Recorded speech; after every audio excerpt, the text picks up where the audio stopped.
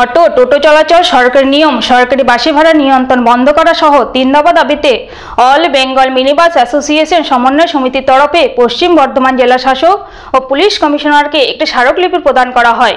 জাতীয় সড়ক, রাজ্য সড়ক ও বাসের রুটে অটো ও ই-রিকশা না চালানোর নিয়ম নির্ধারিত করা হয়।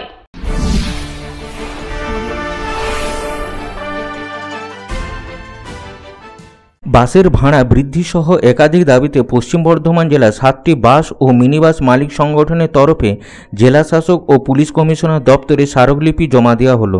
ওই সংগঠনগুলির নেতৃত্ব জানান, দীর্ঘদিন ভাড়া বাড়েনি।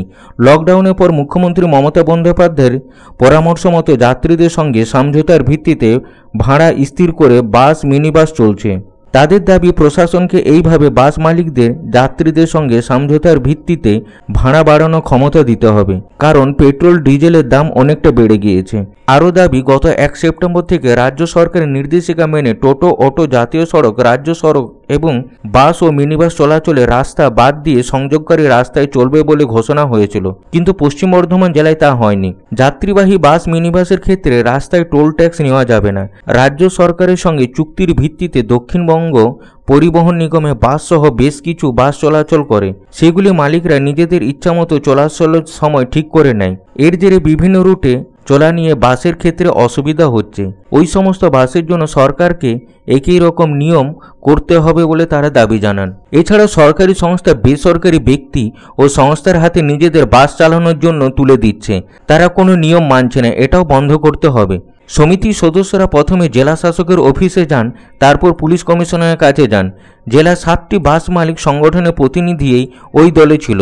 সংগঠনের রাজ্য সম্পাদক সুদীপ রায় বলেন, 3টি দাবি না মানা হলে আন্দোলন হবে।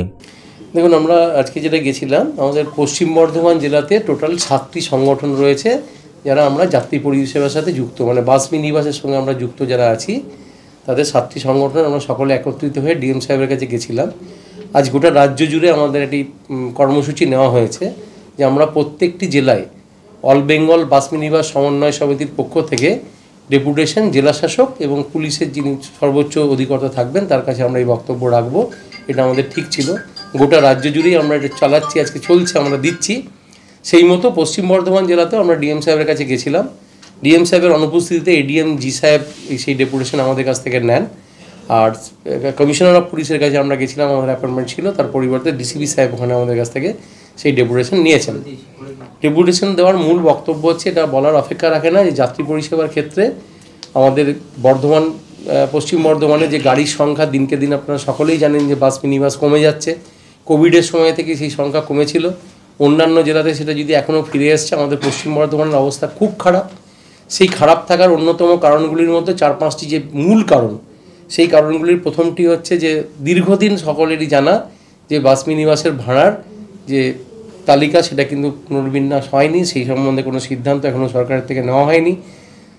ধন্যবাদ জানাই যাত্রীদেরকে যে যারা এখন সেই গাড়িগুলিকে সচল রাখার জন্য তারা আমাদেরকে ভাড়ার সঙ্গে কিছু অনুদান দেন, যেটা দিয়ে আমাদের গাড়িগুলি সচল আছে। এছাড়াও আরও অভিযোগ করেন, ঝাড়খণ্ড, বিহার থেকে বেশ কিছু বাস প্রতিদিন এই রাজ্যে অবাধে চলাচল করছে। ওই সমস্ত বাস যাতে অনুমোদন ছাড়া চলতে না পারে তার ব্যবস্থা করতে হবে বলে বাস সংগঠনের তরফে জানানো হয়েছে। অন্যদিকে জেলা প্রশাসন ও পুলিশ কমিশনারেটের তরফে দাবিগুলি খতিয়ে দেখার আশ্বাস দেওয়া হয়েছে। আসানসোল থেকে সন্তোষ মণ্ডলের রিপোর্ট, পাবলিক টাইমস।